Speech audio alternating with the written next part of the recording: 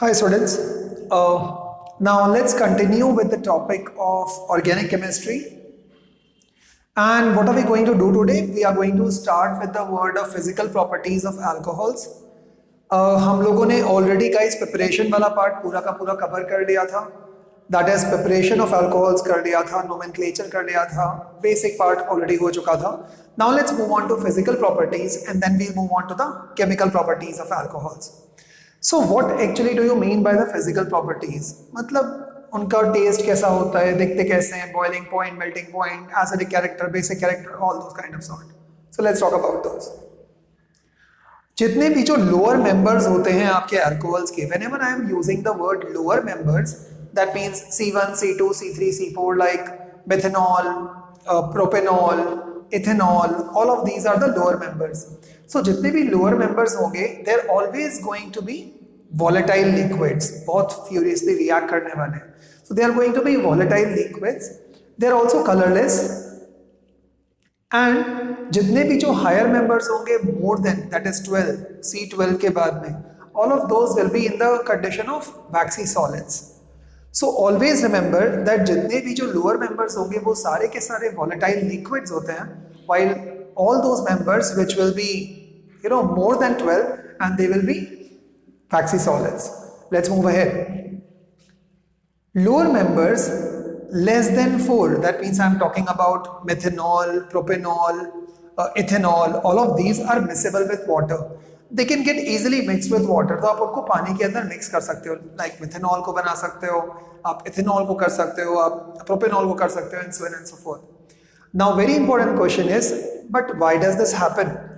This happens because there are no bulky groups or the bulky ethyl groups over there or the bulky alkyl groups over there, and that's the reason why the hydrogen bonding comes in play. Sir, abhi hydrogen bonding kya hota hai? Hydrogen bonding is the bond which is formed between hydrogen and highly electronegative species like oxygen, nitrogen and fluorine. So since H2O ke andar it's right, hydrogen bonding, same with the case of OH. So there is this intermolecular, not intra. Intra आपस में ही होता है. Inter means in between the alcohol and the water. So there is going to be this inter-hydrogen bonding बनेगी दोनों के बीच में, and because of that, this particular bond will be strong and वो mix हो जाएगा. सर यदि लेकिन ऐसा ही है तो फिर जो higher members होते हैं वो क्यों नहीं miscible होते हैं? Higher members are not miscible because of bulky what? Bulky alkyl groups. अब जब बल्कि अल्काइल ग्रुप्स होते हैं तो बाय द वे वो लोग इनको मिक्स ही नहीं होने देते हैं बिकॉज इतने बल्कि ग्रुप्स होते हैं. That's the reason why. Solubility in water increases with increase in mass. Okay, so इन्होंने लिखा है solubility in water decreases with increase in mass. जितना ज्यादा आप बड़ा मॉलिक्यूल लोगे, से फॉर एग्जांपल प्रोपेनॉल ले लिया आपने, हेक्सेनॉल ले लिया, हेप्टेनॉल ले लिया, ऑक्टेनॉल ले लिया, all of these will not be easily miscible with water because of larger amount of mass with them.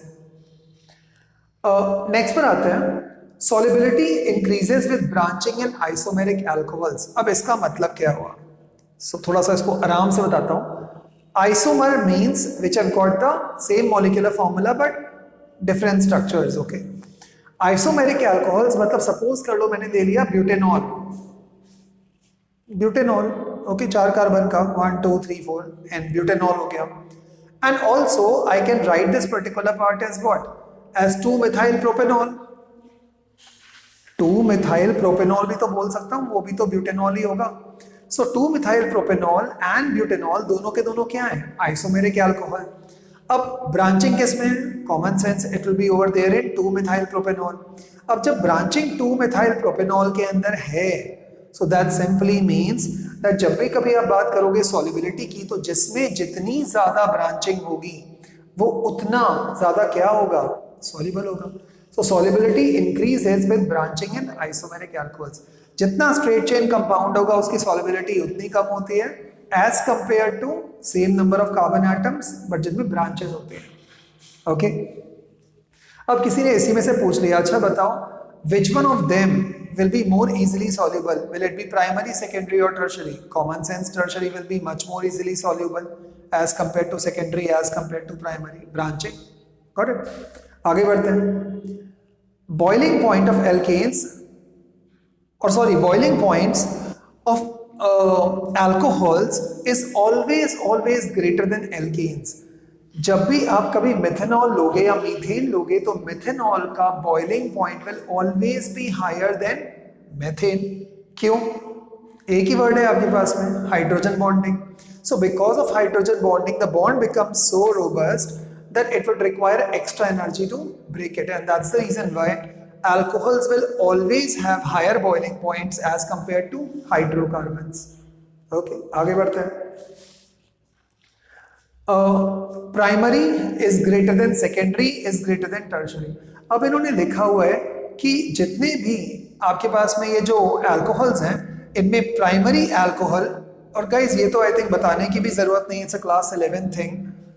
जितने स्ट्रेट चेन कंपाउंड्स होंगे जिनमें ब्रांचिंग कम होगी, और दो straight chain compounds in which the branching is going to be much more lesser will always have what?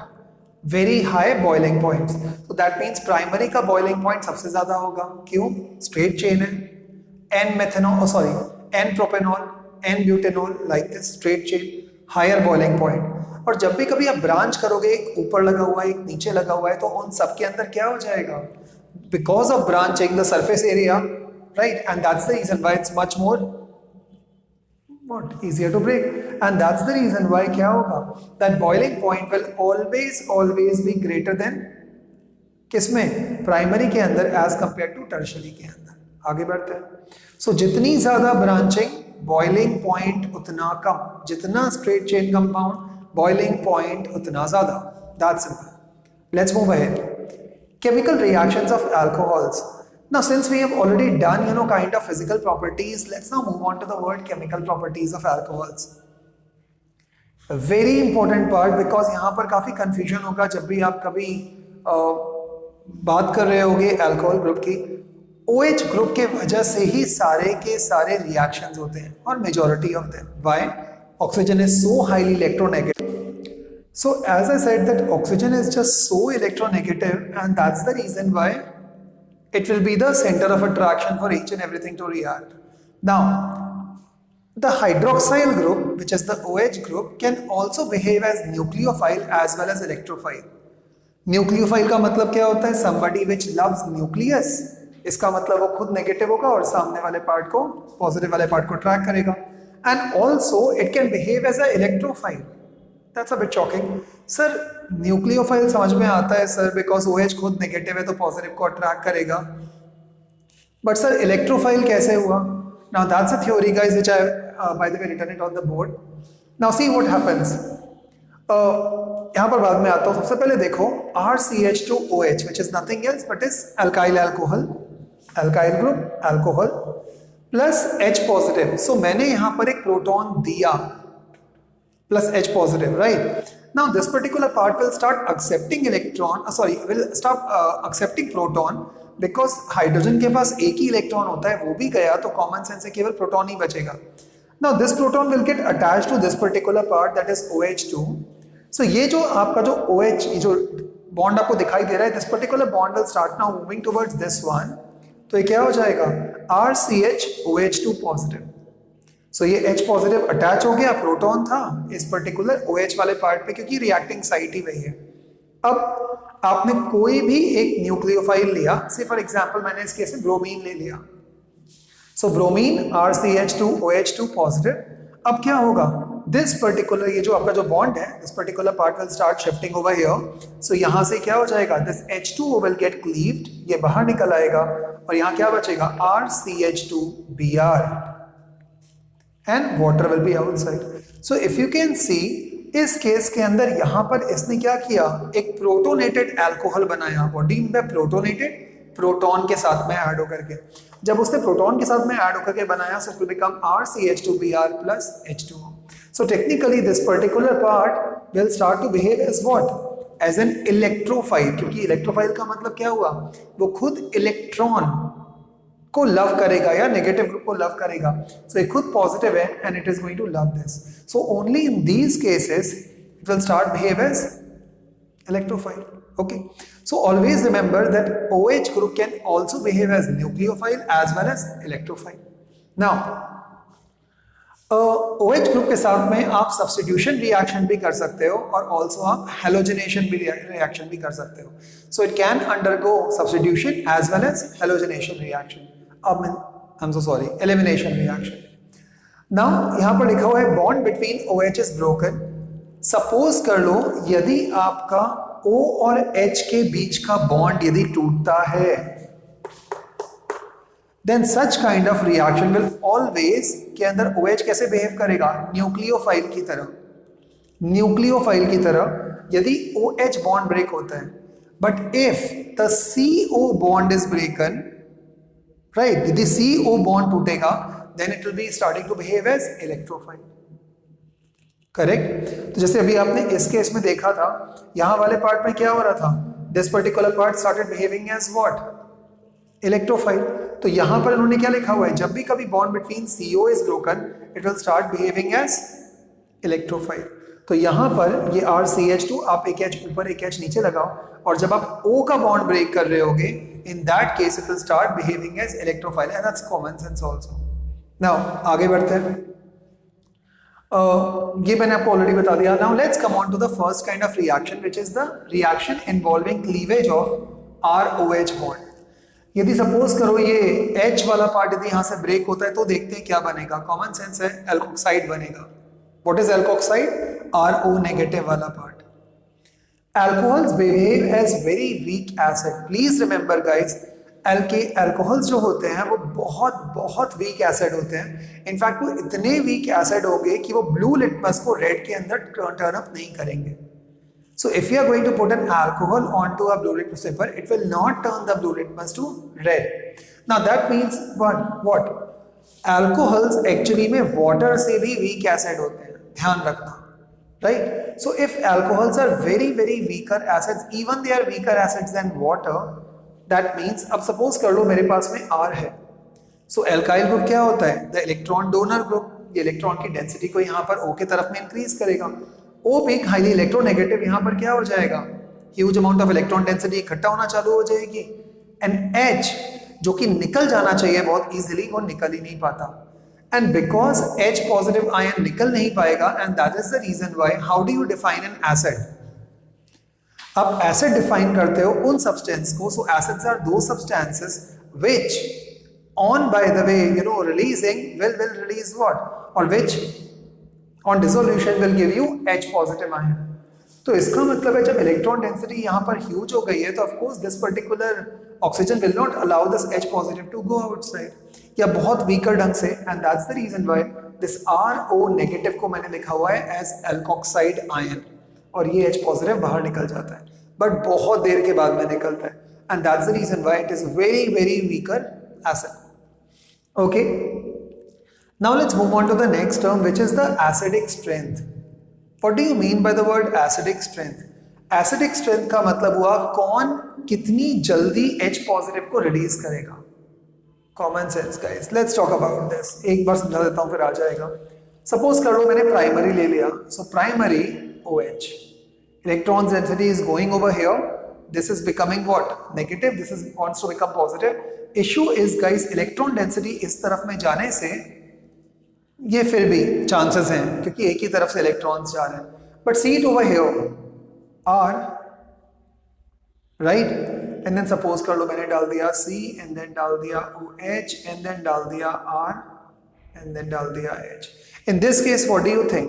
ये रहा electron donor group, ये रहा इलेक्ट्रॉन डोनर ग्रुप. दोनों के दोनों इस जगह पर कॉन्सेंट्रेट कर रहे हैं इलेक्ट्रॉन की डेंसिटी को, ultimately which is going to be shifted over here. So इसका मतलब है इस जगह पर क्या हो जाएगा? ज्यादा electron density, and leaving to what? That this H positive will not be able to go off so easily. तो जब H positive इसमें निकल ही नहीं पाएगा इतने आराम से, इसका मतलब है ये stronger acid हुआ या ये stronger acid हुआ. Acids can be defined as जो H positive को जल्दी जाने देंगे. तो this one primary will be stronger acid as compared to secondary. And tertiary का हाल सोचो. tertiary में क्या होगा? R, C, R and then OH. So tertiary के अंदर the electron density will start to move from all the three directions towards this, ultimately towards the oxygen, because he is highly electronegative, and that's the reason why H positive will not be allowed to go. सो यदि कभी किसी ने बोला that acidic strength में सबसे acidic कौन होगा, it's always tertiary and then comes which one, secondary and then primary. Is this the right one? Common sense guys गलत है. Primary will be the strongest acid, secondary and then tertiary. Now ये चीज भूल से भी मत सोचना कि प्राइमरी बहुत स्ट्रॉन्ग एसिड होते हैं, मतलब ये सारे के सारे बहुत वीक एसिड्स हैं, लेकिन यदि इन तीनों में कंपेयर करूं तो स्ट्रॉन्ग एसिड, स्ट्रॉन्गर एसिड कौन है? Then secondary and then tertiary. So you got the reason also that why it is stronger and why it is weaker. Let's move ahead. Basic strength of alkoxide. What do you mean by alkoxide? RO negative. इसको बोलते हैं alkoxide. अब alkoxide भी guys अलग अलग बन सकते हैं. It can be primary alkoxide, secondary alkoxide, tertiary alkoxide. Now जब भी कभी आप alkoxide की बात कर रहे हो, इसका मतलब वो क्या है? He is a base. क्यों?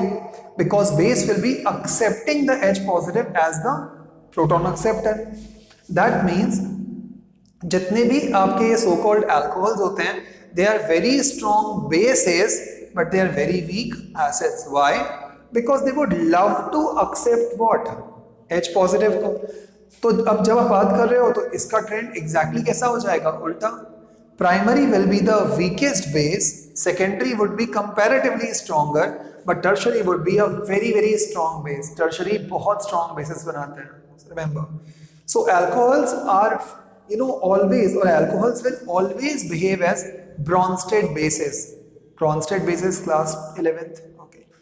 Now आगे बढ़ते हैं. मैंने already आपको बता दिया that alcohols are weaker acids than water, and alkoxides are stronger bases. Alcohols dash OH, alkoxides are dash O वाला part and negative charge. Reaction with metal hydrides. जब भी कभी आप किसी भी अल्कोहल को मेटल हाइड्राइड जब भी आप कभी भी किसी अल्कोहल को मेटल हाइड्राइड के साथ रिएक्ट करोगे, so it's always going to give you a salt.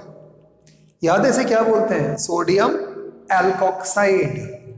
Sodium alkoxide plus H2 gas will go outside. Suppose करो मैंने रिएक्शन में लिख दिया है methanol plus NaH, sodium hydride. Methanol plus sodium hydride will give you what? Sodium methoxide. जब भी single O होता है तो उसे आप क्या बोलते हो? Ether, right? So single O में ईथर और डबल O में ester. So this will be known as sodium methoxide plus H2 gas outside. So we'll stop this particular part of the chemical reactions right over here. Tomorrow we are going to ultimately complete the entire chemical reactions of this topic, and then in the next lecture we are going to start what? The preparation of phenols and the properties of phenols. Okay. So I think by this Sunday hopefully this entire chapter should be over guys. So okay guys, thank you so much. Bye.